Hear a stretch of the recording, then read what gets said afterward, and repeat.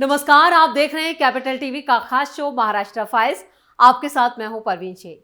आपको बताएंगे क्यों उद्धव ने मातोश्री में बुलाई इमरजेंसी मीटिंग, क्यों उद्धव को बर्बाद करना चाहते हैं एकनाथ शिंदे, क्या शरद पवार भी बदलेंगे पाला, क्यों शिंदे और फडणवीस के बीच पनप रहा है टकराव और इंडी गठबंधन को लेकर क्या बोले संजय राउत। इसके अलावा जानेंगे कौन किसकी बढ़ा रहा है टेंशन, कौन किसे दे रहा है चुनौती। साथ ही आपको इन सभी खबरों से कराएंगे रूबरू। लेकिन तमाम बड़ी खबरों में आगे बढ़ने से पहले एक नजर डालते हैं महाराष्ट्र की टॉप हेडलाइंस पर। राजन साल्वी के बाद एकनाथ शिंदे के टच में भास्कर जाधव। गढ़ ढहने से बचाने के लिए उद्धव ठाकरे ने मातोश्री में बुलाई बड़ी बैठक। उद्धव ठाकरे पर जमकर बरसे एकनाथ शिंदे, बोले जनता ने बता दिया कि कौन है असली शिवसेना। फडणवीस से मिल रहे हैं उद्धव गुट के नेता, शरद पवार कर रहे हैं शिंदे की तारीफ। अब महाराष्ट्र में पक रही है नई सियासी खिचड़ी। एकनाथ शिंदे और देवेंद्र फडणवीस के बीच क्या है अनबन की असली वजह, क्या विपक्ष उड़ा रहा है फर्जी खबरें। दिल्ली चुनाव में केजरीवाल की हार के बाद इंडी गठबंधन का भविष्य संकट में, केजरीवाल से मुलाकात के बाद संजय राउत ने बताई अंदर की बात। खबरों में सबसे पहले बात उद्धव की बैठक की। उद्धव ठाकरे अपने गढ़ कोकड़ में जहां डैमेज कंट्रोल करने में जुटे हैं, वहीं इस इलाके में पार्टी के अंदर मची खींचतान रुकने का नाम नहीं ले रही। पूर्व विधायक राजन साल्वी के बाद मौजूदा विधायक भास्कर जाधव भी शिवसेना यूबीटी से नाराज हैं। भास्कर जाधव इस वक्त कोकड़ क्षेत्र में अपनी पार्टी के इकलौते चेहरे हैं।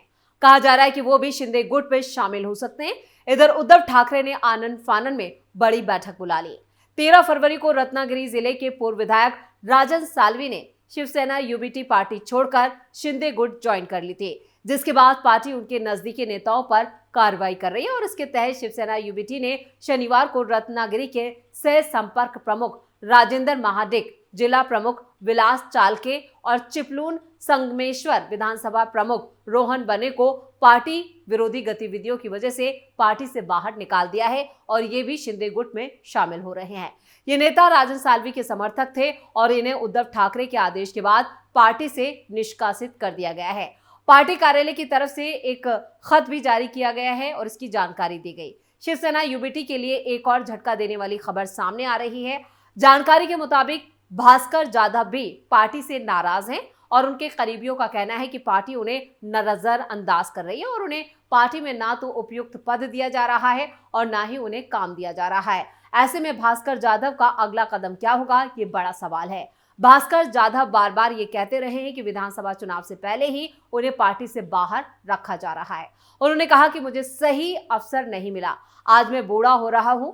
भास्कर जाधव ने कहा कि मुझे दुख है, अगर मुझे सही समय पर अवसर मिला होता तो महाराष्ट्र इस भास्कर को उसके नाम के अनुरूप देख पाता। भास्कर जाधव ने शिंदे गुट से बड़ी संख्या में लोगों के आने पर भी सवाल उठाया।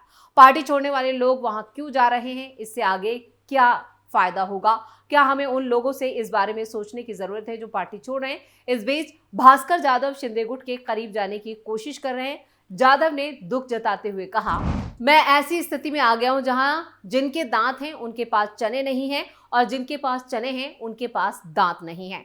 पार्टी छोड़ने वाले लोग वहां क्यों जा रहे हैं, इससे आगे जाने का क्या लाभ है, क्या हमें उन लोगों से इस बारे में सोचने की जरूरत है जो पार्टी छोड़ रहे हैं।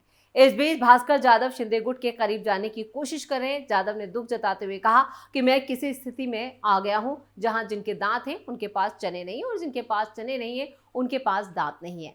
शिवसेना यूबीटी ने कोकड़ क्षेत्र, खासतौर पर रत्नागिरी में डैमेज कंट्रोल करने के लिए रविवार शाम को पार्टी नेताओं की बैठक बुला ली और इस बैठक में कोकड़ परिक्षेत्र में पार्टी नेताओं में मचे असंतोष पर चर्चा की जा रही है।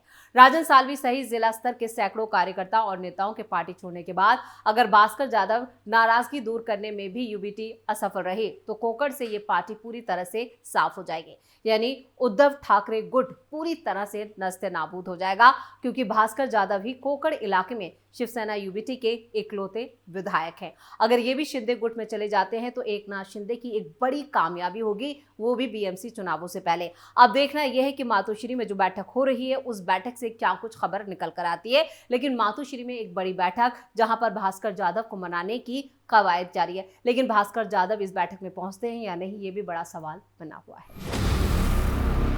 खबरों में आगे बढ़ते हैं।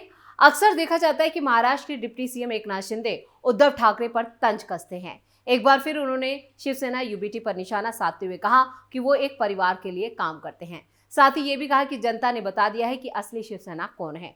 उन्होंने ये बात पार्टी की प्रभावशाली जीत का जश्न मनाने के मकसद से रत्नागिरी में आयोजित धन्यवाद रैली को संबोधित करते हुए कही। शिंदे ने विपक्षी दलों पर निर्वाचन आयोग, high court, supreme court, electronic voting machine को दोषी ठहराने और वोटर लिस्ट में गड़बड़ियों को चुनावी हार के लिए जिम्मेदार ठहराने का भी आरोप लगाया। उन्होंने उद्धव ठाकरे की नेतृत्व वाली शिवसेना यूबीटी पर निशाना साधते हुए कहा कि वो एक परिवार के लिए काम करती है, जबकि उनकी शिवसेना महाराष्ट्र के लिए काम करती है। वहीं विपक्ष फर्जी विमर्श फैलाता है, लेकिन शिवसेना सकारात्मक काम करती है। यही वजह है कि लोगों ने विधानसभा चुनाव में उसे वोट दिया।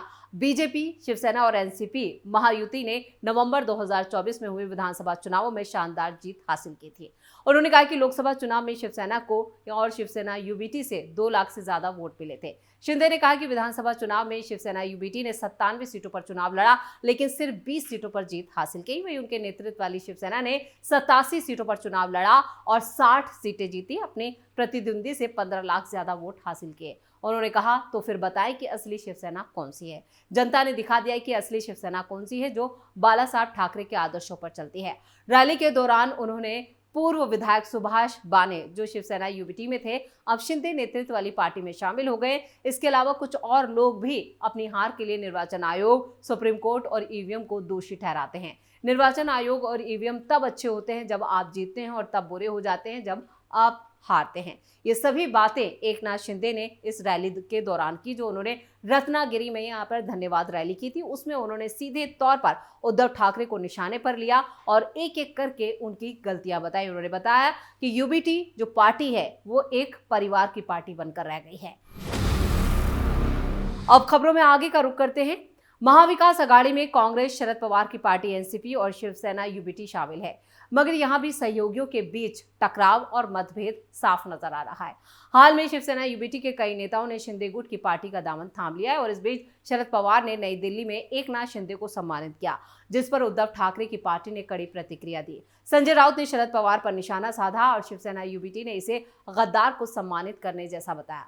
आदित्य ठाकरे ने नई दिल्ली में कांग्रेस नेता राहुल गांधी और आम आदमी पार्टी के संयोजक अरविंद केजरीवाल से मुलाकात की, मगर वो शरद पवार से नहीं मिले। ऐसे में शरद पवार के पाला बदलने के आसार नजर आ रहे हैं, यानी अजीत पवार और शरद पवार एक हो सकते हैं या फिर शरद पवार एक बार फिर एनडीए का हिस्सा हो सकते हैं। इस तरह के कयास लगाए जा रहे हैं। ये भी कहा जा रहा है कि शरद पवार ये सब करेंगे सुप्रिया सुले के लिए, क्योंकि आगे का फ्यूचर क्या होगा इसको लेकर शरद पवार एक बड़ा फैसला ले सकते हैं और उनके ऊपर काफी दबाव है। शरद पवार के जो नेता हैं वो भी यहाँ पर अजीत पवार के साथ हाथ मिलाने की बात कर रहे हैं।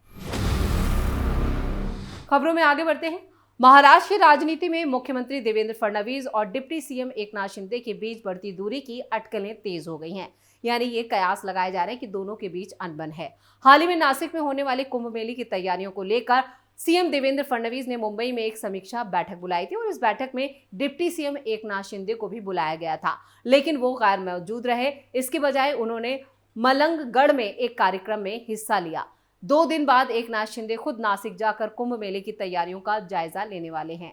उन्होंने मुख्यमंत्री की बैठक में शामिल होने के बजाय खुद वहां बैठक आयोजित करने का फैसला लिया और इसके साथ ही मेला प्रभारी मंत्री जो बीजेपी से आते हैं, गिरीश महाजन, उनको बुलाया ही नहीं। इससे ये सवाल उठ रहा है, क्या महायुति सरकार के 2 शीर्ष नेताओं के बीच तालमेल की कमी है? क्या दोनों के बीच दूरियां लगातार बढ़ रही हैं? क्या समानांतर सरकार चला रहे हैं एकनाथ शिंदे? महाराष्ट्र में फिलहाल महायुति सरकार सत्ता में है, लेकिन सीएम और डिप्टी सीएम के बीच मतभेदों की खबरें लगातार सामने आ रही हैं। नगर विकास मंत्री होने के नाते एकनाथ शिंदे का कुंभ मेले की तैयारियों की समीक्षा बैठक में रहना स्वाभाविक था, क्योंकि इसमें नगर निगम के अधिकारी भी शामिल थे। बावजूद इसके वो बैठक में नहीं पहुंचे। जब वो खुद नासिक जाकर तैयारियों का जायजा लेने वाले हैं तो इसे लेकर राजनीतिक गलियारों में चर्चाएं तेज हो गई हैं। नासिक और रायगढ़ जिलों के पालक मंत्री पद को लेकर अभी तक कोई फैसला नहीं हो सका है और शिवसेना और बीजेपी दोनों ही इन पदों के लिए अपने अपने नेताओं को नियुक्त करने पर अड़े हुए हैं। ऐसे में सीएम की बुलाई बैठक से एकनाथ शिंदे की दूरी और खुद जाकर बैठक करने के फैसले पर सवाल खड़े हो रहे हैं। खबरों के मुताबिक पिछले 100 दिनों में सीएम ने बुलाई कई महत्वपूर्ण बैठकों में भी यहां पर एकनाथ शिंदे गैर हाजिर है। ऐसे में ये चर्चा जोर पकड़ रही है, क्या वो सरकार की किसी बात को लेकर नाराज हैं? उनकी गैर मौजूदगी को लेकर बीजेपी के भीतर भी सवाल उठ रहे हैं। राजनीतिक विश्लेषकों का मानना है कि आने वाले दिनों में महाराष्ट्र की राजनीति में इस मुद्दे को लेकर और ज्यादा हलचल देखने को मिल सकती है। और खबरों की आखिर में बात संजय राउत की। शिवसेना यूबीटी के नेता संजय राउत ने केजरीवाल से मुलाकात के बाद इंडी गठबंधन को लेकर बयान दिया और बताया कि इसका भविष्य क्या होगा। संजय राउत ने कहा है कि हम आदित्य ठाकरे के साथ अरविंद केजरीवाल से मिलने गए थे और ये एक शिष्टाचार मुलाकात थी। चुनाव जीतने के बाद सभी विजेताओं से मुलाकात होती है, लेकिन एक संघर्षशील नेता हार के बाद दुखी हो तो उससे मिलकर संवेदना प्रकट करना हमारा कर्तव्य था। बातचीत के दौरान उनकी उदासी साफ झलक रही थी। केजरीवाल का कहना है कि कांग्रेस दिल्ली हरियाणा में बीजेपी को नहीं, हमें यानी आपको हराना चाहती। तो उन्होंने कहा कि हम हरियाणा और दिल्ली में आपके साथ गठबंधन करना चाहते थे। हमने बातचीत भी शुरू की थी। हरियाणा की चर्चा के दौरान केजरीवाल जेल में थे, लेकिन बात आगे नहीं बढ़ सकी थी। संजय राउत ने कहा कि इंडी गठबंधन अब ज्यादा एकजुट होगा क्योंकि सभी ने सबक सीख लिया है। हमने केजरीवाल से कहा है कि अगर आप कांग्रेस के साथ गठबंधन कर चुनाव लड़ते तो हरियाणा और दिल्ली में नतीजे अलग होते। उन्होंने आगे कहा कि राहुल गांधी चाहते थे कि आप और कांग्रेस के बीच गठबंधन हो, लेकिन बातचीत आगे नहीं बढ़ पाई। इसका नतीजा ये हुआ कि दोनों पार्टियां अलग अलग चुनाव लड़ी और नुकसान हुआ। केजरीवाल ने खुद ये बात मानी और महाराष्ट्र में भी इसी स्थिति से ये गुजर रहे हैं। चुनाव परिणाम सामने आ चुके हैं। हमने भी यही बात कही थी और हमने सबने यही झेला है।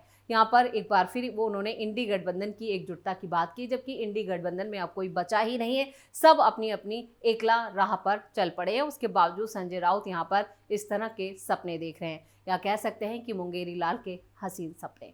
महाराष्ट्र फाइल्स में खबरों का सिलसिला यहीं खत्म करते हैं। बाकी खबरों के लिए आप जुड़े रहिए कैपिटल टीवी के साथ। इसके साथ ही वीडियो को लाइक करें, शेयर करें और कैपिटल टीवी को सब्सक्राइब जरूर करें। धन्यवाद।